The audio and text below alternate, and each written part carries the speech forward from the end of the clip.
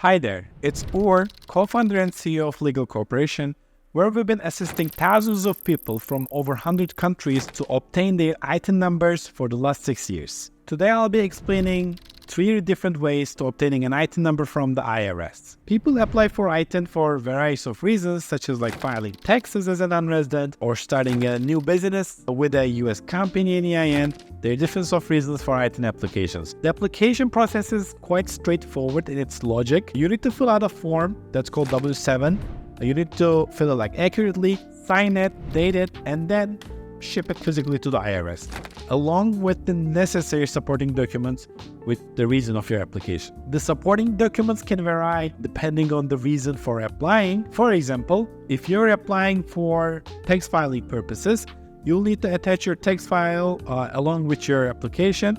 If it's for starting a new business in the US, you need to put your company documents like your EIN documents. It should be all provided as a supporting evidence documents. So there are 3 different ways that you can do this application. Now, these 3 different ways that I'm going to explain all serve the same purpose for providing the identification document. So they're different from each other on how you provide your ID document, okay? Usually your passport.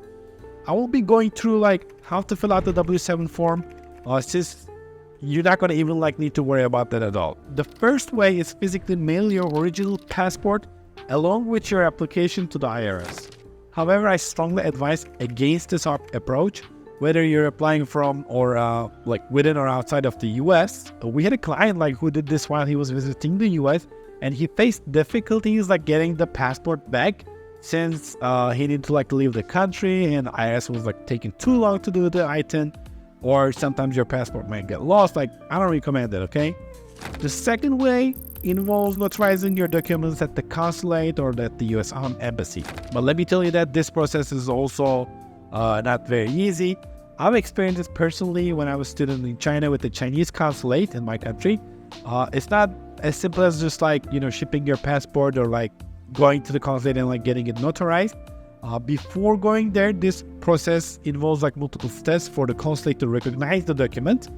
So you start collecting signatures from local authorities in your region, then your municipality, then get it even recognized from the Minister of Foreign Affairs of the country.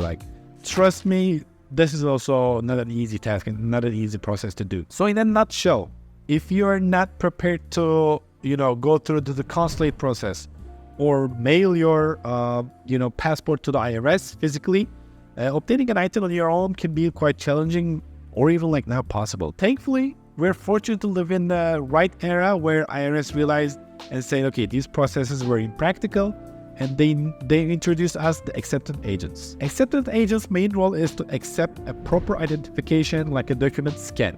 By choosing this option and working with an acceptance agent, you're not gonna need to mail your passport or go to the consulate embassy process at all. I highly discourage attempting to obtain ITIN without an accepted agent, and since it's most likely going to lead to a rejection and you're not going to get it, you're going to waste significant time and energy, since today IRS issues ITINs in about 8 to 14 weeks, so you're going to be losing that time if you can't get it. You can find a list of acceptance agents on the IRS websites, but unfortunately very few of them are operating online or getting ITIN online for you.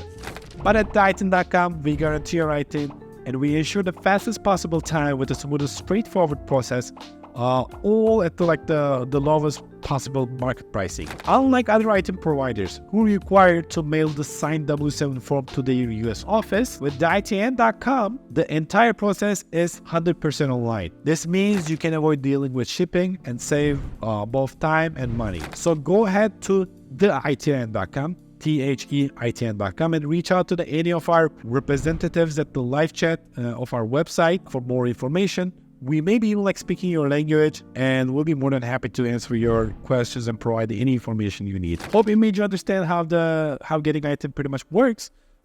Additionally, we get the question a lot of, I need ITIN to get my EIN. If you are questioning, or if you want to know about this topic, I have a video that I explain of how getting EIN with ITIN is possible or not. So pretty much you can check that video by clicking here. Thanks a lot for watching up until this point, and I will see you in my other videos.